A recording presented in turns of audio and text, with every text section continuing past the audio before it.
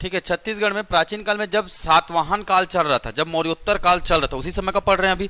तो जब मौर्योत्तर काल चल रहा था ना, तो छत्तीसगढ़ क्षेत्र में कुछ कुछ सामंत शासक हुआ करते थे, है ना। तो उसके बारे में ज्यादा पूछा नहीं है आज तक एग्जाम में, पर एक है ना 2 मिनट में ये टॉपिक खत्म हो जाएगा। छत्तीसगढ़ में अन्य वंश किस समय काल की? मौर्योत्तर काल की। किसकी बात कर रहा हूं मैं? मौर्योत्तर काल में छत्तीसगढ़ के अन्य वंश, मौर्योत्तर काल में, ठीक है, जिसे हम भारतीय इतिहास के संदर्भ में बहुत कम पढ़ते हैं, है भारतीय इतिहास के संदर्भ में है पर बहुत कम पढ़ते हैं। एक मिलेगा आपको क्या? मेघवंश। एक आपको क्या मिलेगा? मेघवंश मिलेगा। दूसरा आपको क्या मिलेगा?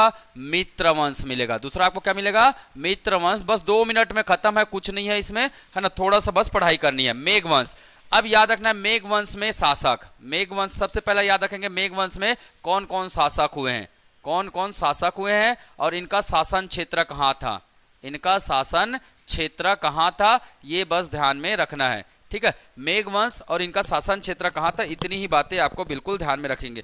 कब था ये? जब सातवाहन शासन चल रहे थे, सातवाहन शासन चल रहे थे, है ना। तो इसका शासन क्षेत्र कहां था?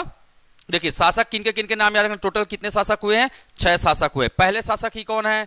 पहले शासक का नाम ही क्या है? मेघ। पहले शासक का नाम क्या है? मेघ। तो सब नाम में कॉमन नेम क्या मिलेगा? मेघ। सब नाम में क्या मिलेगा? है ना, कॉमन नेम मिलेगा मेघ, ठीक है। दूसरा नाम क्या है? या जोड़ दिए तो या मेघ, या जोड़ दिए तो या मेघ, वी जोड़ दिए तो वी मेघ, वी जोड़ दिए तो वी मेघ, ठीक है। रवि जोड़ दिए तो रवि मेघ, रवि जोड़ दिए तो रवि मेघ, ठीक है। रवि नहीं जोड़ना है, शिव जोड़ना है, ठीक है। रवि नहीं जोड़ना है, शिव जोड़ना है, ठीक है। तो ऐसे आप लोग नाम बिल्कुल आसानी से याद रख सकते, कोई बड़ा चीज नहीं है, बस थोड़ा थोड़ा याद रख लीजिएगा, एक रीडिंग जरूरी है, ठीक है। अगला नाम क्या आएगा? शिव मेघ। अगला नाम क्या जाएगा? शिव मेघ। सब में मेघ जुड़ रहा है। पहले था मेघ, फिर क्या आया? या, फिर क्या आया? वी, फिर क्या आया? शिव, फिर क्या आएगा? शिव के बाद कौन आते हैं जी? शिव के बाद आता है सत्य, शिव के बाद कौन आता है? सत्यमेघ। सत्य के बाद कौन आता है? वसंत। सत्य के बाद कौन आता है? वसंत। तो वसंत मेघ। तो ये इतना नाम याद रख लेना है। मेघ वंश के ये शासक है। क्या क्या नाम याद रखना है? पहला मेघ, दूसरा क्या याद रखना है? या, वी, शिव, सत्य, वसंत। शिव, सत्य और वसंत, सबके नाम के आगे क्या लिख देंगे? मेघ लिख देंगे। या, वी, शिव, सत्य और वसंत, ठीक है। पहला मेघ, दूसरा या मेघ, तीसरा वी मेघ, चौथा शिव मेघ, पांचवा सत्य मेघ, छठवा वसंत मेघ, ठीक है। क्लियर? तो आसानी से आप इसे बिल्कुल कर सकते हैं, ठीक है। चलिए, अब इनका शासन वाला जो क्षेत्र था वो कहां था? मल्हार वाले क्षेत्र में इनका क्या था? शासन था, क्योंकि इनके जो टकसाल सिक्के जो होते थे उसी क्षेत्र में होते थे। संभवतः इनका शासन कहां था? है ना, मल्हार वाले क्षेत्र में था। मल्हार क्षेत्र से ये संबंधित शासक रहे होंगे, ठीक है। तो ये लगभग इनके बारे में जानकारी वहीं से मिलती, क्योंकि इनके जो सिक्के मिले हैं मेघश्री के, मेघश्री के सिक्के जो मिले, ये मेघश्री है ना, इनके जो सिक्के मिले वो कहां से मिले हैं? नहीं, इनके जो सिक्के मिले हैं वो त्रिपुरी से मिले। कहां से मिले हैं? त्रिपुरी से मिले हैं, जिसमें मल्हार शब्द का वर्णन मिलता है, जिसमें मल्हार शब्द का वर्णन मिलता है। मतलब सिंपल सी बात है, जैसे हम लोग कोई चीज बनाते हैं ना तो लिखते हैं ना फलाना, जैसे कोई आप लोग साइन करते हो तो प्लेस दुर्ग, समय ये लिखते हैं, नहीं लिखते? तो वैसे ही कुछ सिक्कों पे ये लिखा हुआ है मल्हार शब्द का वर्णन हुआ है, ठीक है। तो ये चीजें कई बार, है ना, सिक्के तो मिले त्रिपुरी से, ठीक है, पर उसमें कहीं ना मल्हार शैली का वर्णन है, इसीलिए इसका संभवतः शासन क्या बताया जाता है? क्या बताया जाता है? मल्हार क्षेत्र में इनका शासन था, मतलब एमपी बॉर्डर, मैकल श्रेणी, मैकल श्रेणी वाले क्षेत्र में इनका क्या था? शासन संभवतः था, ठीक है। चलिए, मित्रवंश, ठीक है, ध्यान में रखिएगा, मित्रवंश, है ना। जब द्वितीय शताब्दी था, लगभग द्वितीय शताब्दी के आसपास, दूसरी शताब्दी ना, द्वितीय शताब्दी में कौन थे? शुंग वंश और सातवाहन वंश, शुंग व सातवाहन वंश थे। इसके बारे में पढ़ चुके हम लोग, शुंग और सातवाहन के बारे में पढ़ चुके। तो जब लगभग संभवता वाली चीजें है, ये शुंग एवं सातवाहन वंश का जब क्या चल रहा था? शासन चल रहा था। तो मित्र वंश का क्या था? छत्तीसगढ़ के, है ना, कौन से क्षेत्र में? मल्हार क्षेत्र में। छत्तीसगढ़ के मल्हार क्षेत्र में ये क्या हुआ करते थे?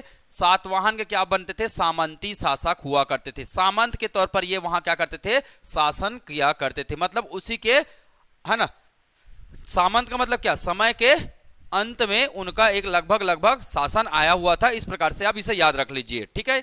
चलिए, तो आगे देखते हैं मित्र वंश में कितने शासक है, इनके सिक्के मिले हैं। इनके क्या मिले हैं, सिक्के मिले हुए हैं। कहां से मिले हैं, कहां से मिलेंगे जी, मल्हार। कहां से मिले हैं, मल्हार से इनके सिक्के मिले हुए हैं। ठीक है, ध्यान में रखिएगा। कितने शासक हैं, तो चार शासक है और चारों शासक के क्या मिले हैं, सिक्के मिले हैं। पहले शासक का नाम क्या है, पहले शासक का नाम क्या है, रवि मित्र। पहले शासक का नाम क्या है, रवि। रवि मतलब जी सूर्य, तो रवि मित्र। दूसरे शासक रवि का और क्या हो जाता है, सूर्य, तो सूर्य का क्या ले लेंगे, सुमित्र। क्या बन जाएगा, सुमित्र। अब रवि का नाम हो गया रवि और सुमित्र। ठीक है, चंद्रमा का नाम ले लेंगे तो क्या हो जाएगा, चंद्रमित्र। ठीक है, कहां से देखते हैं सूर्य चंद्रमा को, कहां से देखते हैं, भूमि से देखते हैं, तो क्या हो जाएगा, भूमित्र। क्या हो जाएगा, भूमित्र। तो चार नाम ऐसे ही याद हो जाएंगे। सूर्य चंद्रमा को कहां से देखते हैं, भूमि से देखते हैं। तो रवि का समानार्थी क्या होता है, सूर्य। सूर्य का सू उठा दीजिए, सुमित्र हो जाएगा, है ना। और कौन दिखता है आसमान में, चंद्रमा दिखता है, तो चंद्रमित्र। कहां से देखते हैं उसे, तो भूमि से देखते हैं, तो भूमित्र। ठीक है, ये चार शासक है, इनके क्या मिले हैं, सिक्के मिले हैं। अब इनके सिक्के में होते क्या थे, ये ध्यान में रखेगा। सबसे पहले बात करेंगे, ब्राह्मी लिपि में लिखे होते थे। जैसे इनका एक सिक्का है, जैसे अगर मैं बात करूंगा, ठीक है, ज्यादा नहीं पढ़ना, है ना, 2 मिनट आप लोग स्टडी रिवाइज करेंगे तो ज्यादा नहीं लगेगा। ठीक है, अगर मैं बात करूंगा इनके सिक्के के बारे में, तो इनके सिक्के जैसे होते थे, जैसे ये सिक्का है इनका, इनके सिक्के में एक तरफ लिखा हुआ था मित्र वगैरह करके लिखा हुआ रहता था, मित्र करके। दूसरा जो लिखा हुआ था, एग्जाम में यही पूछा गया था, गामस कोसलीय। क्या लिखा हुआ था, गामस कोसलीय। और गामस कोसलीय का मतलब क्या होता है जी, कोसलीय मतलब कौन सा क्षेत्र, दक्षिण कोसल क्षेत्र, है ना। गामस कोसली कौन सी लिपि में है, ब्राह्मी लिपि में है। ये कौन सी लिपि में लिखा है, ब्राह्मी लिपि में ये लिखा हुआ। किस पर लिखा है, इनके जो मुद्रा प्राप्त हुए हैं ना, उस मुद्रा पर ये चीजें लिखा हुआ है। तो आपको पूछेगा मित्र वंश का सिक्का कहां से मिला है, कहां से मिला है, मल्हार से। कितने शासक हैं, 4 शासक है, और चारों शासक के क्या मिले हैं, सिक्के मिले। नाम याद रख लीजिएगा, ठीक है, रवि, सु, चंद्र और भूमित्र। ठीक है, बिल्कुल आसान है ना। सिक्के पर क्या लिखा है, गामस कोसलीय। तो दक्षिण कोसल वाला तो याद रख सकते हो, गामस कोसलीय। क्लियर, बस इतनी ही बातें आपको पढ़ना था। और एक तरफ हाथी छपा रहता था, और क्या छपा रहता था, हाथी। दूसरी तरफ क्या छपा होता था, हाथी। ठीक है, तो बस इतना ही ध्यान में रखना था हमें मौर्योत्तर काल के अन्य वंश के संदर्भ में। ठीक है, इससे ज्यादा आपको जरूरत नहीं है, इतना काफी है वैसे। ठीक है, क्या बोल रहे हो, त्रिपुरी में मिला है, त्रिपुरी जबलपुर के पास है, एमपी में मिला, छत्तीसगढ़ में नहीं मिला, इसलिए नहीं बता ही नहीं रहा हूं। मल्हार क्षेत्र का वर्णन है ना, मल्हार क्षेत्र का वर्णन है, इसीलिए ये मल्हार छत्तीसगढ़ के संबंधित शासक है। ठीक है, क्योंकि मल्हार बिलासपुर में है। ठीक है, चलिए अब बात करते हैं, है ना, मौर्योत्तर काल के बाद कौन आया। पहले हमने पढ़ा क्या, पहले हमने पढ़ा क्या, मौर्य। मौर्य के बाद क्या पढ़े, मौर्योत्तर। मौर्योत्तर के बाद क्या पढ़ेंगे, अब क्या पढ़ेंगे, गुप्त। अब कौन आएगा जी, गुप्त आएगा। और जब गुप्त का शासन चल रहा था उत्तर भारत में, तो दक्षिण भारत तरफ किसका शासन था, वाकाटक का शासन था। मतलब दोनों क्या थे, समकालीन थे, एक ही समय में दोनों का क्या चल रहा था, शासन चल रहा था। उत्तर भारत तरफ गुप्त थे, नीचे तरफ कौन थे, वाकाटक शासक हुआ करते थे। ठीक है, चलिए तो थोड़ा सा हम लोग बात करते हैं, कहां, मैप में आ जाइएगा। थोड़ा सा मैं मैप से समझा दो, है ना, ज्यादा नहीं, टॉपिक हो जाएगा हमारा क्या,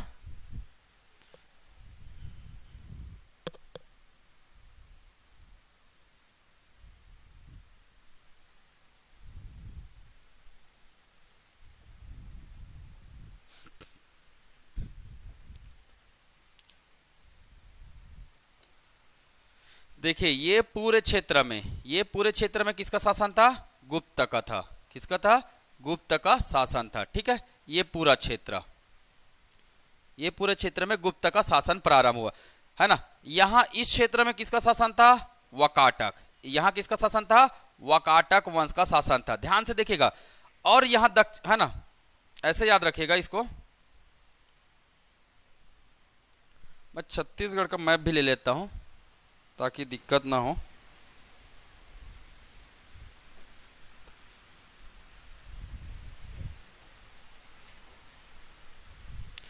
देखिए जब किसका शासन चल रहा था, गुप्तों का शासन चल रहा था। तो ध्यान से देखिएगा, भारत में किसका शासन है, गुप्त वंश का। भारत में अभी किसका शासन चल रहा है, गुप्त वंश का शासन चल रहा था। तो जब भारत में गुप्त वंश का शासन चल रहा था तो छत्तीसगढ़ उस समय दो भाग में बटा हुआ था, है ना। ये था आपका महाकांतर, ये आपका क्या था जी, महाकांतर था। और ये क्या था, कोसल क्षेत्र। ये क्या था, कोसल क्षेत्र, दक्षिण कोसल, है ना। तो याद रखिएगा उस समय छत्तीसगढ़ कितने भागों में बटा हुआ था, ये महाकांतर था, है ना। नीचे वाला क्या था, महाकांतर कहलाता था, और ऊपर वाला क्या कहलाता था, दक्षिण कोसल कहलाता था। क्या कहलाता था, दक्षिण कोसल। तो ध्यान में रखिएगा दक्षिण कोसल क्षेत्र में किस वंश का शासन चलता था, वकाटक वंश का शासन चलता था। वकाटक वंश का शासन यहां तक फैला हुआ था। और वकाटक वंश का शासन चलता कहां से था, नंदीवर्धन से। नंदीवर्धन उसकी राजधानी हुआ करती थी। नंदीवर्धन मतलब नागपुर, नंदीवर्धन मतलब नागपुर। नागपुर ज्यादा दूर है क्या, नहीं है छत्तीसगढ़ से, ठीक है। तो वहां से इनका शासन चलता था। महाकांतर, महाकांतर में कौन सा वंश चलता था, नल वंश। कौन सा वंश चलता था, नल वंश चलता था। और ये नल वंश क्या है, छत्तीसगढ़ का स्थानीय वंश है, ठीक है। वकाटक वंश क्या है, वकाटक वंश पूरे भारत का है ना, भारतीय वंश में है। ये भारतीय वंश में है और ये एक क्षेत्रीय वंश है। इनका शासन क्षेत्र केवल इसी बस्तर क्षेत्र में ही मिलेगा आपको, ठीक है। तो ध्यान में रखिएगा गुप्त वंश के समकालीन कौन कौन हो गए, एक तो वकाटक वंश हो गए छत्तीसगढ़ क्षेत्र के, और दूसरा कौन हो गए, नल वंश हो गए। तो याद रखिएगा सबसे पहले गुप्त वंश के समकालीन कौन कौन है, ये जरूर नोट कर लीजिएगा। कौन कौन है, कौन कौन से वंश हो गए, वकाटक वंश, वकाटक वंश, है ना। और कौन सा वंश, नल वंश। कौन सा वंश, नल वंश। नल वंश का शासन क्षेत्र कहां था, दंडकारण्य बोलो या बस्तर बोलो, है ना। इसी को उस समय किस नाम से जाना जाता था, महाकांतर। इसको गुप्त काल में क्या बोलते थे, महाकांतर। तो पूछा जाएगा गुप्त काल में बस्तर क्षेत्र को किस नाम से जाना जाता था, तो किस नाम से जानते थे, महाकांतर के नाम से जानते थे, ठीक है। ध्यान में रखिएगा गुप्त काल को किस नाम से जानते थे, सॉरी, गुप्त काल में बस्तर को किस नाम से जानते थे, तो महाकांतर के नाम से जानते थे, है ना। वकाटक क्षेत्रों का शासन कहां था, छत्तीसगढ़ के मध्य और उत्तरी भाग में था, जिसे क्या बोलते थे, दक्षिण कोसल। जिसे क्या कहा जाता था, दक्षिण कोसल के नाम से उस समय जाना जाता था, ठीक, क्लियर, ध्यान में रहेगा। चलिए, मतलब सिंपल सी बात है, जब गुप्तों का शासन था तो भारत छत्तीसगढ़ दो भागों में बटा हुआ था। बस इतनी ही बात ध्यान में रखनी होगी, ठीक है। चलिए आगे बढ़ते हैं। ये पूरा कहानी रिलेट होगा ना, अभी निश्चिंत रहिए, पूरा कहानी को मैं रिलेट करूंगा, ठीक। बढ़े आगे, चलिए आगे बढ़ते हैं, ठीक। तो टॉपिक डालेंगे क्या, गुप्त वंश। टॉपिक डालेंगे क्या, गुप्त वंश, ठीक। गुप्त वंश सबसे पहले बात करेंगे इनका क्या जी, प्रमुख शासक। प्रमुख शासक, गुप्तों का शासन ना बहुत लंबे समय तक रहा है, लगभग देखेंगे 319 ईस्वी से चालू हुआ, कहां तक चला है, 550 ईस्वी तक इनका क्या चला है, शासन चला है। बहुत लंबा शासन इनका रहा है, ठीक है। हालांकि 319 से वास्तविक रूप से स्थापित हुआ है, इसके बाद पहले भी इनका शासन चलता था, पर अप्रत्यक्ष रूप से चलता था, है ना, प्रपर रूप से नहीं था, ठीक है।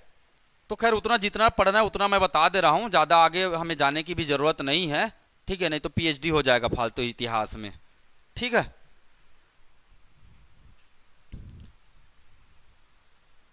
चलो अब देखो, एक राजा ऋषि का नाम है, राजा के का नाम ऋषि है, संस्थापक कौन है, पक्का, जैसे नाम आता है श्रीगुप्त का, किसका नाम आता है, श्रीगुप्त का, ये संस्थापक नहीं है, इसको बोला जाता है क्या, आदि पुरुष। और आदि मतलब शुरू करने वाला, आदि मतलब क्या होता है, शुरू। तो इस वंश की शुरुआत कहां से होती है, श्रीगुप्त से होती है, पर यह वास्तविक संस्थापक, मतलब संस्थापक बोल सकते हैं सिंपली, पर वास्तविक संस्थापक ये नहीं है। क्यों, क्योंकि ये एक उपाधि धारण करते थे, कौन सी उपाधि, महाराजाधिराज। कौन सी उपाधि धारण करते थे, है ना,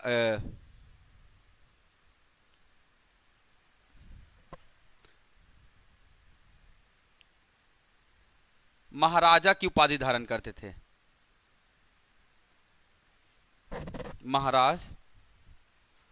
महाराज की उपाधि धारण करते थे। ठीक है, ये कौन सी उपाधि धारण करते थे? महाराज। और उस समय महाराज किसको बोलते थे? जो कुषाण के क्या हुआ करते थे? सामंत। कुषाण के जो सामंत हुआ करते थे उनको ये उपाधि दिया जाता था।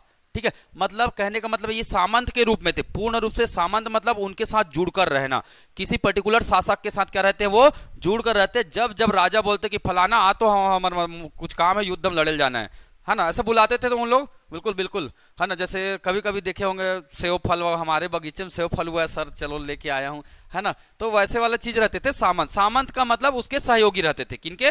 राजा के। पर राजा इस पर सामंत पर नियंत्रण नहीं करता था। ठीक है, जब जब राजा को जरूरत पड़ता था सामंत को बुला लेते थे, भैया आपकी जरूरत है हमारे राज्य में, अब आप आ जाइए। ठीक है, जैसे आप एक मूवी देखे होंगे, क्या बोल सकते हो, रुद्रमा देवी करके मूवी आया था ना, उसमें एक व्यक्ति की अल्लू अर्जुन क्या कौन सा रोल अदा कर रहे थे? वो डाकू वाकू वाला रोल अदा कर रहे थे, है ना। तो वैसे टाइप का कोई मददगार है उस राज्य के, है ना, और अपने क्षेत्र में वो अपना काम कर रहा है, तो वो एक प्रकार का सामंत के रूप में उसे देखा जाता है। ठीक है, तो मीनिंग यही है इसका। चलिए, श्रीगुप्त के बाद और भी शासक हुए, मैं सभी के नाम नहीं बताऊंगा, जिसका जरूरत है उसी के नाम बताऊंगा। ठीक है, श्रीगुप्त के बाद इस वंश के पहले वास्तविक संस्थापक कौन हुए? कौन हुए जी? चंद्रगुप्त प्रथम। कौन हुए? चंद्रगुप्त प्रथम। चंद्रगुप्त प्रथम के बाद, चंद्रगुप्त प्रथम के बाद कौन हुए? बता सकते हो?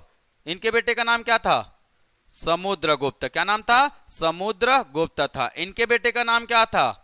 इनके बेटे का नाम क्या था? रामगुप्त और चंद्रगुप्त द्वितीय, है ना। तो हमें पढ़ना किसके बारे में है? चंद्रगुप्त द्वितीय। ठीक है, इसके बाद कौन आए? इनके बेटे कौन आए? कुमारगुप्त। कुमारगुप्त आए। और कौन आए? फिर स्कंदगुप्त आए। कौन आए? स्कंदगुप्त आए। ठीक है, तो ये इस वंश के शासक है। हमें इतने ही शासक के नाम ध्यान में रखने हैं, और ये शासकों का लगातार क्रम है, यहां से पूरा क्रम है ना ये। इस बीच में एक और शासक बने थे 2-4 दिन के लिए टाइम पास, जिनका नाम क्या था? रामगुप्त। 2-4 दिन के लिए बने थे, है ना। अपनी बीवी को सौंप दिया था इन्होंने, तो इसका छोटा भाई भन्ना आ गया था। कौन? चंद्रगुप्त, है ना। ये अपनी बीवी को क्या कर दिया था?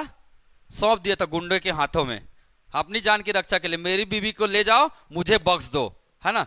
तो इसका भाई है ना चंद्रगुप्त, इसका भाई था, तो वो भन्ना आ गया था। ऐसा कैसे कर सकते हो? महिला की रक्षा नहीं कर सकते, क्या राजा बनोगे तुम, है ना। तो उसका मुआठा गर्म हो गया था, इसी को मार दिया। जा साले, कहाँ जिंदा रहेगा तू करके, है ना। कोई मतलब का नहीं है ना, तो ध्यान में रखना है, कोई मतलब का नहीं है। सिंपल सही बात है भाई, जब अपनी स्त्री की रक्षा नहीं कर सकते तो राज्य की क्या रक्षा करोगे, है ना। तो ठीक भी किया, और काफी अच्छा बड़े बड़े काम किए किसने? चंद्रगुप्त द्वितीय ने। और इसी को बोलते हैं हम विक्रमादित्य। आप लोग सुने होंगे, एक कहानी आता है किसकी? विक्रमादित्य, वो वाला जी, बेताल की कहानी आता है ना, वो इसी पर आधारित है। इन्हीं के समय में बेताल भट्ट एक जादूगर हुआ करता था। बेताल भट्ट करके एक जादूगर हुआ करता था, किनके समय में? चंद्रगुप्त द्वितीय के समय में। ठीक है, तो ये बहुत सारे हमारे साहित्य है, तो वो सब में इसकी क्या मिलती है? जानकारी। चंद्रगुप्त द्वितीय के समय में कालिदास का नाम सुने हो ना, इन्हीं के दरबार में रहा करते थे। चंद्रगुप्त द्वितीय के दरबार में कालिदास, तो बड़े बड़े विद्वान, 9 रत्न होते थे इनके दरबार में, सुने होंगे आप लोग, है ना। तो बहुत मतलब सबसे ज्यादा बहुत प्रश्न बनता है किनसे? इसका सबसे ज्यादा हॉट टॉपिक कौन है? ये और ये। ठीक है, ध्यान में रखना इंडिया के रिस्पेक्ट में, पर हम लोग उतना बात नहीं करेंगे जितना जरूरत है। अभी मैं बात करूंगा, थोड़ा थोड़ा ओवरव्यू लेते चलूंगा। चंद्रगुप्त प्रथम का संबंध छत्तीसगढ़ से नहीं था, क्योंकि इनका साम्राज्य वहां तक बिल्कुल भी नहीं था। केवल पाटलिपुत्र में इनका क्या चल रहा था? शासन चल रहा था। इनका शासन क्षेत्र कहां था? पाटलिपुत्र था, राजधानी थी इनकी। पाटलिपुत्र इनकी क्या थी? राजधानी थी। बस चंद्रगुप्त प्रथम को याद रखना है कि 319 ईस्वी में इनका क्या हुआ था? राज्यारोहण हुआ था। क्या हुआ था? राज्यारोहण हुआ था। मतलब इन्होंने क्या लिया था? मैं जनता का पूरे तन मन धन से मैं जनता का क्या करूंगा? कल्याण करूंगा। यही है शपथ इन राजाओं का। ठीक है, तो ऐसे ही शपथ इनका हुआ था, राज्यारोहण हुआ था। ठीक है, जब राज्यारोहण हुआ था ना, तो इसको याद करने के लिए यहां से क्या बनाया गया? एक संवत जारी किया गया। क्या? गुप्त संवत। गुप्त संवत जारी किया गया था, याद रखेगा। तो एग्जाम में पूछा जाता है गुप्त संवत। गुप्त संवत कब जारी हुआ है? कब जारी हुआ है? 319 ईस्वी में। मैंने बताया था शक संवत। शक संवत कब जारी हुआ है? बता सकते हो? शक संवत कुषाण के समय में जारी हुआ है ना, बताया था मैं। कब? 78 ईस्वी में। 78 ईस्वी में। एक आता है क्या, विक्रम संवत, एक आता है क्या, विक्रम संवत। ये कब हुआ था, 57 ईसा पूर्व। याद रखिएगा ये ईसा पूर्व, ये दोनों क्या है, ईस्वी है, ये दोनों क्या है, ईस्वी है। इसको ध्यान में रखो, साइलेंट कर लेना भाई, ब्लॉक है। 57 ईसा पूर्व है, ठीक है। बहुत सारे किताबों में 58 भी लिखा होगा, फिर एक्चुअली में 57 है वो, ठीक है। चलिए तो ध्यान में रखेगा, ये 3 संवत है, शक संवत, विक्रम संवत और गुप्त संवत, तीनों ही पेपर में आ चुका है, ठीक है। मतलब काफी इंपॉर्टेंट टॉपिक है, इसको इसलिए मैं इसको बता दे रहा हूं, ठीक है। चलिए बात करते हैं अब समुद्रगुप्त के समय में। यहां से चालू होता है छत्तीसगढ़ का विस्तार, ठीक है। तो अगला टॉपिक हो जाएगा क्या हमारा, समुद्रगुप्त। समुद्रगुप्त को एक नाम से जाना जाता है, बता सकते हो, बिल्कुल सही। इनकी बहुत सारी उपाधि है, इनकी क्या है, बहुत सारी उपाधि है। एक उपाधि तो आपने सुना होगा, भारत का क्या बोलते हैं इनको, नेपोलियन। भारत का नेपोलियन कहते हैं। पर अगर सही मायने में अगर आप इसकी पढ़ाई करेंगे ना, नेपोलियन तो हार भी गया था, नेपोलियन भी हार गया था, परंतु समुद्रगुप्त अपने जीवन काल में कभी भी हारा नहीं है। पूरे भारत पर अधिकार किया इन्होंने, साथ ही साथ आसपास के विदेशी क्षेत्र पर भी इन्होंने अधिकार किया। चीन पर भी अधिकार कर चुके थे, चीन, नेपाल, म्यांमार, ये सब चीजों पर क्या कर चुके थे, ये अधिकार कर चुके थे। तो इसीलिए भारत का नेपोलियन से तुलना करते, पर ये भारत के नेपोलियन से भी महान शासक था, है ना। ये महान शासक थे कौन, समुद्रगुप्त। तो उपाधि भी तो बननी चाहिए इनकी। वैसे ही इनकी क्या है, बहुत सारी उपाधि। मैं इंडिया का जब पढ़ेंगे ना हम लोग, इंडिया है ना, तो इंडिया के रिस्पेक्ट में बात करेंगे। ये नाम दिया था किसने, एग्जाम में पूछा था, भारत का नेपोलियन किसने कहा था, तो किसने कहा था, विंसेंट स्मिथ ने। किसने कहा था, विंसेंट स्मिथ ने ये नाम दिया था इनको, ठीक है। तो एग्जाम में ये पूछा जा चुका है, व्यापम ने प्रश्न किया हुआ था, ठीक है, ध्यान में रखिएगा, है ना। तो समुद्रगुप्त को भारत का नेपोलियन किसने कहा है, तो किसने कहा है, विंसेंट स्मिथ ने कहा है। एक और इनकी उपाधि आया हुआ था, है ना, एक और उपाधि आया था, लिच्छवी दहित। ये किसकी उपाधि है, लिच्छवी दहित, मतलब लिच्छवियों को हराने वाले कौन है, तो कौन है, समुद्रगुप्त है, लिच्छवी दहित। ये भी एग्जाम में, व्यापम के एग्जाम में पूछा जा चुका है, ध्यान में रखिएगा। चलिए आगे बढ़ते हैं, ठीक है, चलिए आगे बढ़ते हैं। समुद्रगुप्त के बाद क्या है ना, समुद्रगुप्त के बाद कौन आ जाएंगे, ठीक है। समुद्रगुप्त के बारे में थोड़ा सा मैं डिटेल बताता हूं, ठीक है। इनके दरबार में कौन थे, है ना, कौन थे, हरिसेन थे। कौन थे, हरिसेन, ठीक है। इनके दरबार में कौन थे, हरिसेन थे। इनके एक मंत्री हुआ करते थे, मात्य हुआ करते थे, ठीक है। इन्हीं हरिसेन के नेतृत्व में एक क्या लिखा गया, साहित्य लिखा गया, जिस साहित्य बोलते अभिलेख, है ना। कौन सा अभिलेख है ये, प्रयाग प्रशस्ति। कौन सा अभिलेख है, प्रयाग प्रशस्ति, या इलाहाबाद प्रशस्ति भी बोलते इसको, प्रयाग प्रशस्ति या इलाहाबाद प्रशस्ति भी कहते। ये एक क्या है, एक अभिलेख है, ध्यान में रखिएगा, ये क्या है, अभिलेख है। अभिलेख को किसने बनाया है, अभिलेख को लिखने वाले कौन है, हरिसेन, है ना। इसमें बहुत सारे नाम है, इंडिया में मैं बताऊंगा, इंडिया के रिस्पेक्ट में जब पढ़ेंगे तब। अभी मूल बातें बता दे रहा हूं। प्रयाग प्रशस्ति जो है, पहले ये हुआ करता था अशोक का अभिलेख हुआ करता था। एग्जाम में ये भी पूछा गया है, अशोक का कौशाम्बी अभिलेख हुआ करता था। इसको उखाड़कर इन्होंने क्या बना दिया है, कौशाम्बी अभिलेख हुआ करता था, ठीक है। इसको उखाड़ दिया और उखाड़ने के बाद अपना नाम गांव लिख दिया, अपना नाम गांव लिख दिया, बन गया क्या, प्रयाग प्रशस्ति अभिलेख बन गया। तो एग्जाम में पूछा गया था, इनमें से कौन सा अभिलेख, है ना, प्रयाग प्रशस्ति निम्न में से पहले किस अभिलेख के, अशोक के किस अभिलेख के नाम से जाना जाता था, तो कौन सा, कौशाम्बी अभिलेख। इसी अभिलेख में इनकी पत्नी का वर्णन मिलता है। अशोक की एक पत्नी है जिसका वर्णन मिलता है, ठीक है। क्या नाम है, कारुवाकी। क्या नाम है, कारुवाकी। इनकी एक पत्नी है कारुवाकी, और इनका क्या है, एक पुत्र भी है, तीवर। इनका, इन दोनों का नाम मिलता है किसमें, कौशाम्बी अभिलेख में। और कौशाम्बी अभिलेख किस नाम से है, अभी प्रयाग प्रशस्ति के नाम से। तो प्रयाग प्रशस्ति अभिलेख में अशोक काल के किन दो लोगों के नाम मिलते हैं, या मौर्य काल के किन दो लोगों के नाम मिलते हैं, कारुवाकी और तीवर। एग्जाम में क्या पूछा था मैं बता रहा हूं, किसका नाम मिल रहा है, कारुवाकी। कारुवाकी कौन होगी, एक रानी होगी, रानी होगी ना, राजा थे, ये रानी है। तो सिंपल सी बात है, इसी कौशाम्बी अभिलेख को किस नाम से जाना जाता था, रानी का अभिलेख, रानी का अभिलेख, ये एग्जाम में आ चुका है। कौन से निम्न में से कौन से अभिलेख को रानी के अभिलेख के रूप में जाना जाता था? तो किसका अभिलेख था? रानी का अभिलेख कहा जाता था। ठीक है, इसे रानी के अभिलेख के रूप में जाना जाता है। ये चीजें ध्यान में रखिएगा। बाद में है ना हरिसेन जी ने क्या कर दिया, इसे प्रयाग प्रशस्ति में बदल दिया। किसमें बदल दिया? प्रयाग प्रशस्ति में बदल दिया। चलिए अब बात करते हैं, है ना, इसलिए इसको लिखने वाले कौन है? हरिसेन जी है। कौन सी भाषा में लिखा है? कौन सी भाषा है बता सकते हैं? संस्कृत। कौन सी भाषा है? संस्कृत। लिपि कौन सी होगी? लिपि कौन सी होगी? ब्राह्मी। लिपि कौन सी होगी? ब्राह्मी। शैली कौन सी है? शैली कौन सी है इसकी? चंपू। शैली कौन सी है? चंपू शैली में है। चंपू शैली मतलब गद्य व पद्य दोनों का मिश्रण होता है, उसे बोलते हैं क्या? चंपू शैली कहा जाता है। तो ये था प्रयाग प्रशस्ति के बारे में। प्रयाग प्रशस्ति में टोटल कितने पंक्ति हैं?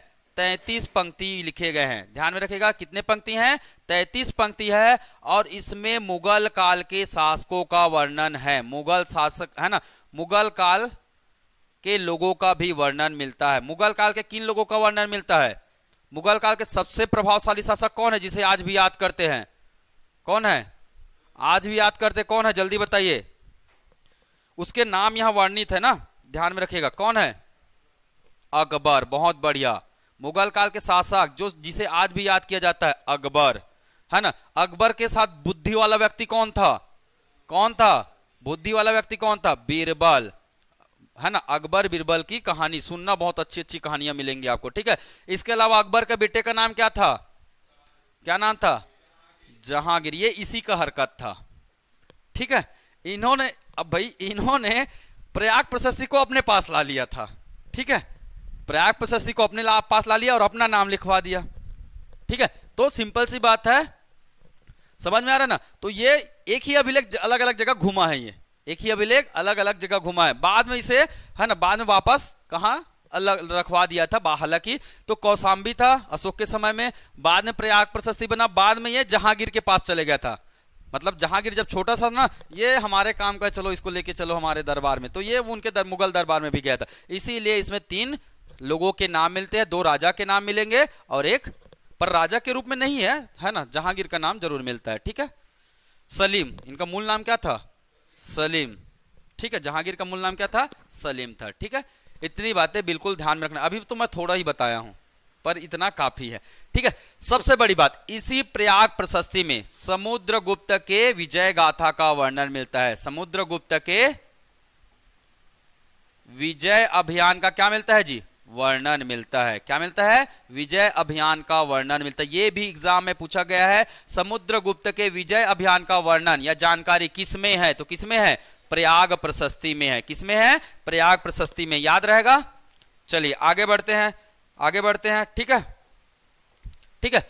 अब क्या हुआ, इन्होंने विजय अभियान चलाया। इन्होंने टोटल है ना बहुत सारे विजय अभियान चलाए। मूल रूप से 5 अभियान थे इसके। हमें 5 अभियान नहीं पढ़ना है, मैं एक अभियान बता रहा हूं, है ना। दक्षिण भारत के लिए इन्होंने एक अभियान चलाया था। दक्षिण भारत के लिए, ध्यान में रखिएगा, दक्षिण भारत के लिए एक अभियान चलाया था। ठीक है, उस अभियान का नाम क्या था बता सकते हो? एग्जाम में पूछा गया ये भी। समुद्रगुप्त के द्वारा दक्षिण भारत को जीतने के लिए एक अभियान चलाया गया था। उस अभियान को बोला जाता है क्या? ग्रहण मोक्षानुग्रह।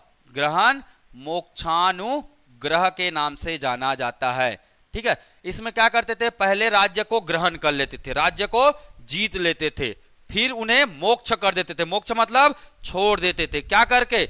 अनुग्रह करके, कुछ धन संपदा ले लेते थे और उनको छोड़ देते थे। जाओ भैया, अब आपको क्या करना है? वार्षिक राशि हमारे राज्य में निरंतर जमा करते रहना, नहीं तो मैं एक आध दिन फिर आ जाऊंगा घूमने फिरने। ठीक है, तो गड़बड़ हो जाएगा। ठीक है, तो मतलब इसका मतलब होता था पहले उसको जीतना, जीतकर उनसे धन लेना और धन लेके उन्हें छोड़ देना। ठीक है, तो इनको अपने राज्य में शामिल नहीं किया। याद रखिए, कभी भी इसको राज्य के रूप में स्थापित नहीं किया उन्होंने। ठीक है, वहां के राजा वापस वहीं शासन करने लगते थे। इस नीति को बोलते थे, है ना। इसके अंतर्गत इन्होंने कुल 12 राज्य जीते थे। कुल कितने राज्य जीते थे? 12 राज्य। इसमें से 2 राज्य शामिल था हमारे छत्तीसगढ़ क्षेत्र का। कौन सा? एक वकाटक वंश का जीता था इन्होंने। एक वकाटक वंश क्षेत्र को जीता था और दूसरा किसको जीता था? नल वंश क्षेत्र को। किसको जीता था? नल वंश क्षेत्र को जीता था इन्होंने, अधिकार नहीं किया था, जीता था। ठीक है, तो वाकाटक वंश के किस शासक को हराया था इन्होंने? महेंद्र सेन को। किसको हराया था? महेंद्र सेन को इन्होंने पराजित किया था। महेंद्र सेन को क्या किया था? पराजित किया था। ठीक है, ये ध्यान में रखिएगा। मतलब महेंद्र सेन मतलब कौन से क्षेत्र के राजा?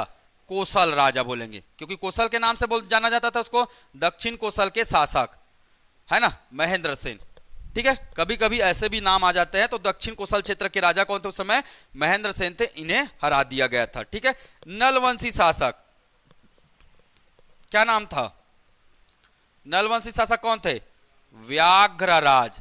इसको हराया था इन्होंने, है ना, इनको क्या किए थे? पराजित किए थे। किसने किए थे? किसने किए थे? समुद्रगुप्त ने किए थे। अब पराजित किए, इसका मतलब यहां तो आए होंगे ना, यहां आए होंगे, तभी क्या हुआ? पराजित किया। मतलब इस यात्रा के दौरान वो कहां ठहरे थे? कहां ठहरे थे? महासमुंद में। कहां ठहरे थे? महासमुंद में। कौन से नदी के तट पर? महानदी के तट पर। कहां ठहरे थे? महानदी के तट पर ठहरे थे। तट पर, है ना, विश्राम कर रहे थे। ठीक है, विश्राम कर रहे थे। तो इसी दौरान इनके साथ कौन आए थे? इनकी एक तो समुद्रगुप्त आए थे और समुद्रगुप्त की सेना आई थी। समुद्रगुप्त आए थे और समुद्रगुप्त की सेना आई थी। ठीक है, तो समुद्रगुप्त के साथ इनकी सेना और पत्नी भी आई हुई थी, है ना, महू लेक जबे, है ना, महू जाऊं करके जिद कर दी थी ये। ठीक है, तो चल रहे भैया, जानते तो हो क्या करे, हो जाता है ना, घर में बैठे रहूंगी उससे अच्छा माहौल लेगबे का, थोड़ा लड़ाई वड़ाई करके हूँ, सुने रही सोई छत्तीसगढ़ के नाम बढ़िया जगह करके, तो घुमा फिरा उसके बाद ठीक है चल लेग जाता हूँ, इसे लेग गिरी से। ठीक है, अब लेगेरी से कर साक्ष्य मिलते हैं। पत्नी रीस का नाम रीसे कर रूपा देवी। का नाम रीसे? रूपा देवी, है ना। और रूपा देवी से संबंधित जो स्थल है वो जगह का नाम है का कोपरा गांव। का नाम है कोपरा गांव। और ये कोपरा गांव कहाँ है जी? कहाँ है? महासमुंद में है। कहाँ है? महासमुंद में है। ठीक, ध्यान में रखना। तो है ना, रूपा देवी से संबंधित छत्तीसगढ़ में कौन सा स्थल है? क्या नाम है? याद कैसे रखेंगे? रूपा, है ना, रूपा का कोपड़ा, ऐसे बोलना, रूपा का कोपड़ा। बंगाली लोग कैसे बोलते हैं? ऐसे बोलते हैं ना, रसगुल्ला जैसे फेवरेट है, रसगुल्ला मुंह में भरते तो आवाज आता है ना, वैसे टाइप वाला। ठीक है, और कोपड़ा कैसा है? बढ़िया है ना, सा ऐसे वाला थोड़ा सा बोलोगे ना तो वैसे ही निकलेगा ये, रूपा देवी का कोपड़ा, ऐसा करके। ठीक है, तो कोपरा याद रहेगा, कोपरा गांव करके है। ठीक है, कोई बड़ा चीज नहीं है। चलो आगे देखते हैं। समुद्रगुप्त कहां ठहरे थे? महानदी के तट पर। समुद्रगुप्त का देखिए इसी के नाम पर पड़े, महानदी और समुद्र, तो महासमुंद, है ना। समुद्र से क्या बना? समुद्र बना। महानदी से पर ठहरे थे तो क्या बना? महा बना। तो क्या बन गया? महासमुंद। तो महासमुंद का नाम किसके नाम पर रखा गया है? किसके नाम पर रखा गया है? महासमुंद का नाम इन्हीं के नाम पर रखा गया है। इन्हीं के, जनश्रुति है ना,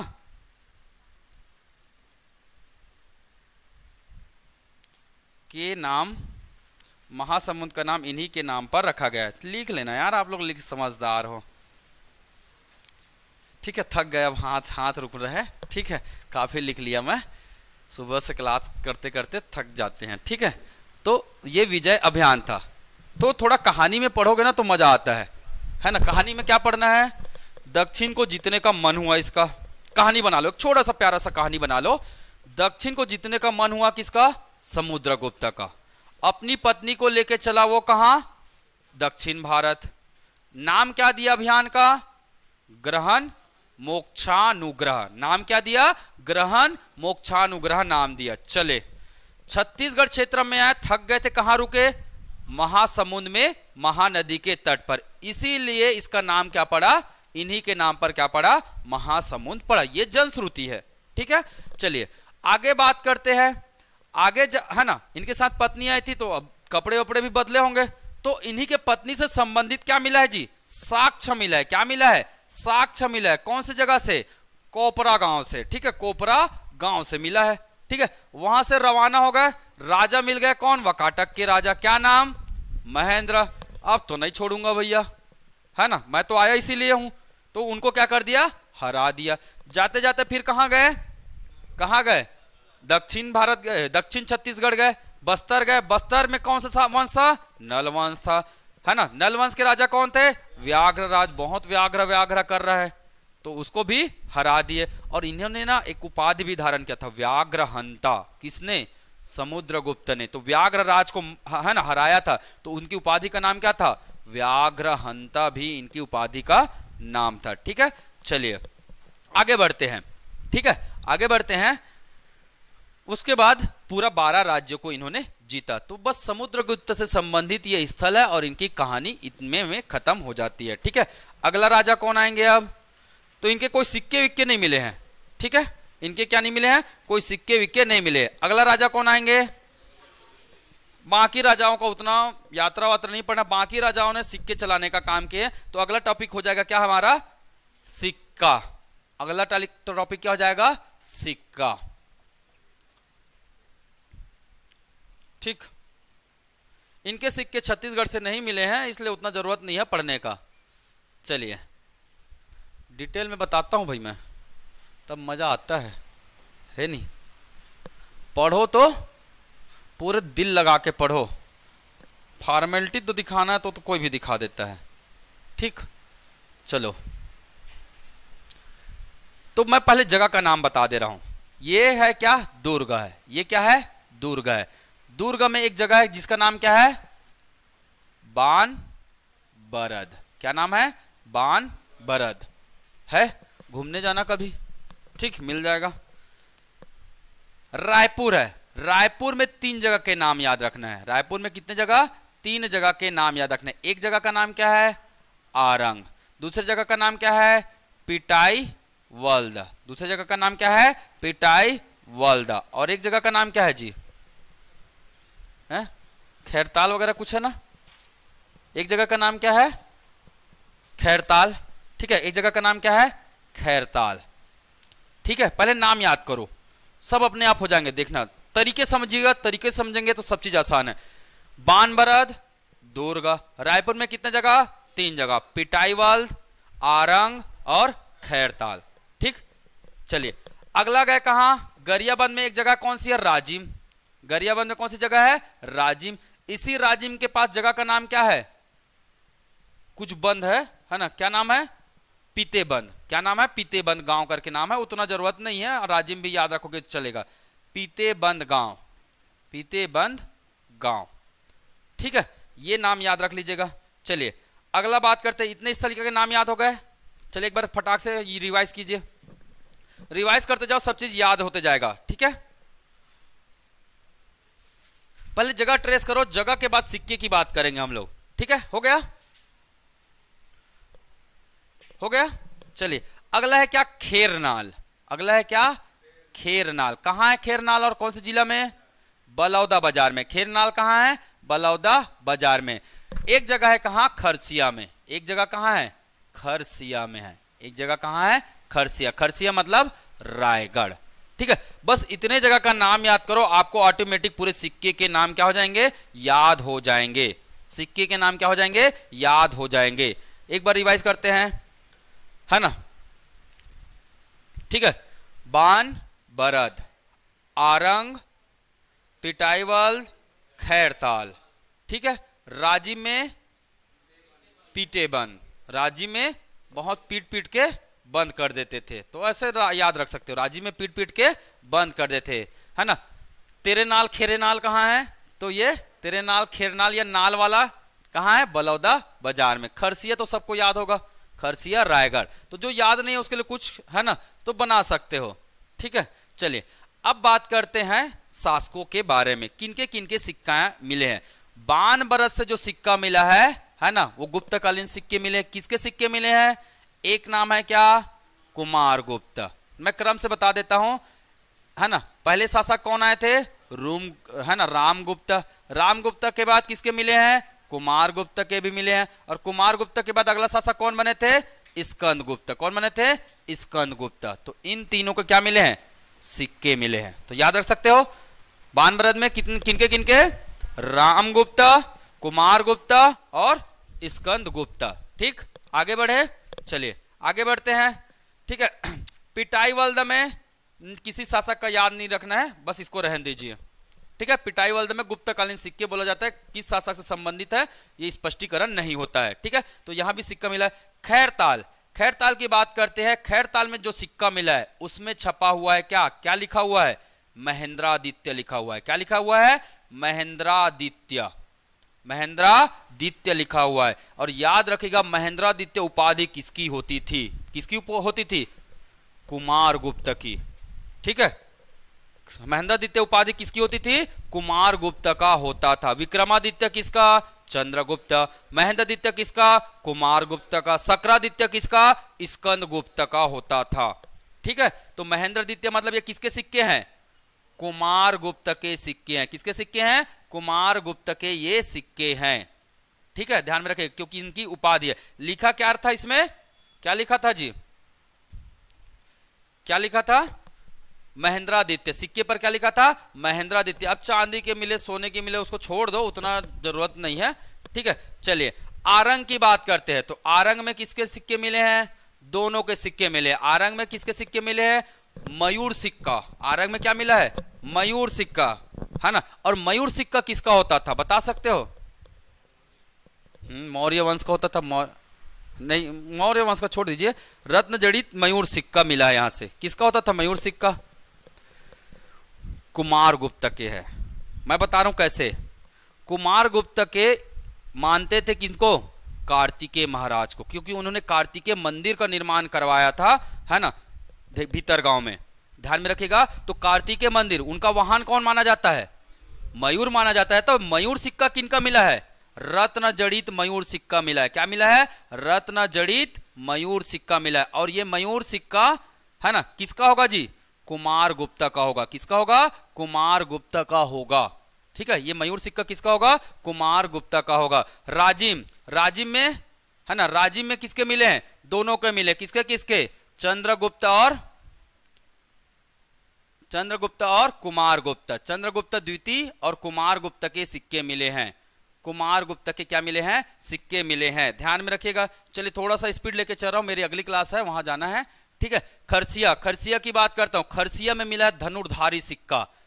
खरसिया में क्या मिला है, धनुर्धारी सिक्का। और याद रखिएगा धनुर्धारी सिक्का किसका होता था, तो कौन चलाते थे, कौन चलाते थे धनुर्धारी सिक्का, चंद्रगुप्त द्वितीय, जिन्हें हम किस नाम से जानते थे, विक्रमादित्य के नाम से जानते थे। जिन्हें हम किस नाम से जानते थे, विक्रमादित्य के नाम से जानते थे। खेरनाल, खेरनाल के जो सिक्के मिले, इस सिक्के में भी क्या लिखा था, क्या लिखा था, महेंद्रादित्य। क्या लिखा था, महेंद्रादित्य। मतलब किसके सिक्के हैं ये, कुमारगुप्त के सिक्के। किसके सिक्के हैं, कुमारगुप्त के सिक्के। तो कुमारगुप्त के सिक्के सबसे ज्यादा मिल रहे हैं। कहां कहां मिल रहा है, बानबरद में, खैरताल में, है ना, आरंग में, है ना, आरंग में और खैरनाल में और राजिम में भी मिल रहे हैं। और कहां मिल रहे हैं, राजिम में, पीतेबंद में भी मिल रहे हैं। पीतेबंद राजिम में तो लगभग 49 सिक्के मिले थे, 49, है ना। और 49 में से 46 तो इसी का था, 3 किसका सिक्का था, चंद्रगुप्त का सिक्का था। और याद रखेगा भारतीय इतिहास में अगर गुप्त काल पढ़ते हैं ना,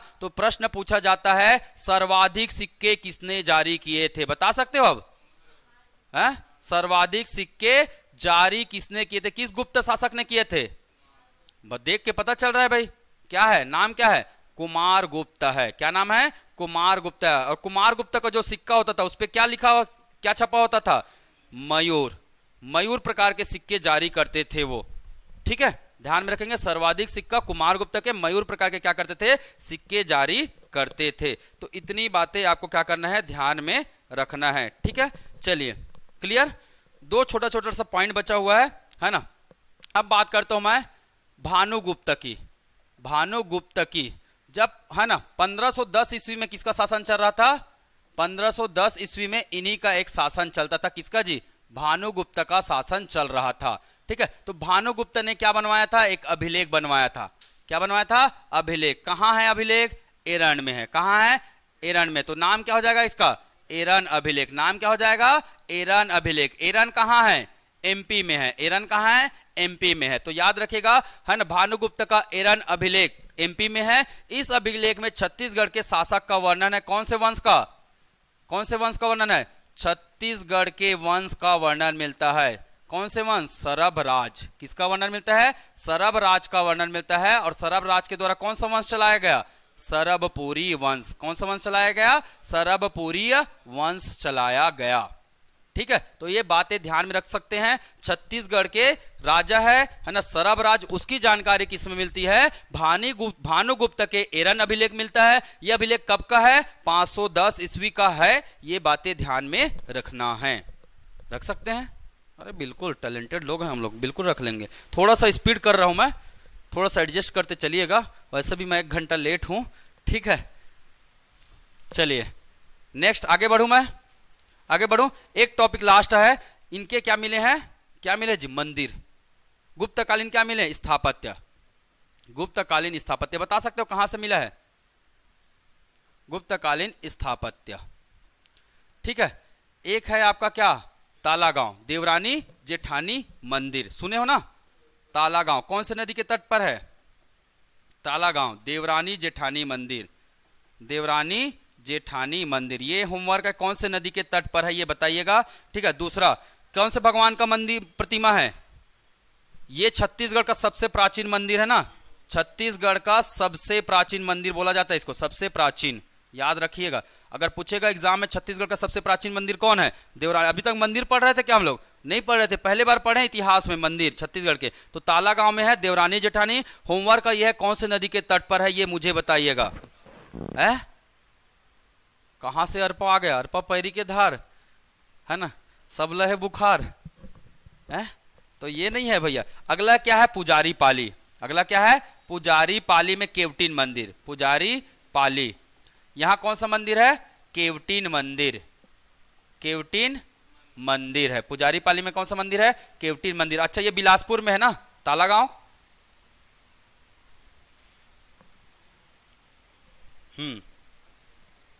तालागांव कहां मिलेगा आपको? बिलासपुर में मिलेगा। ठीक है, पुजारी पाली केवटीन मंदिर ये कहां है? रायगढ़ में है। कहां है? रायगढ़ में है। बरमकेला, वह वर्तमान में ये सारंगगढ़ आएगा। वर्तमान में कौन सा जिला आएगा? सारंगगढ़ आएगा। रायगढ़ काट देना भाई। वर्तमान में कौन सा जिला आएगा? सारंगगढ़। तो सारंगगढ़ में जो मंदिर है उसका नाम क्या है?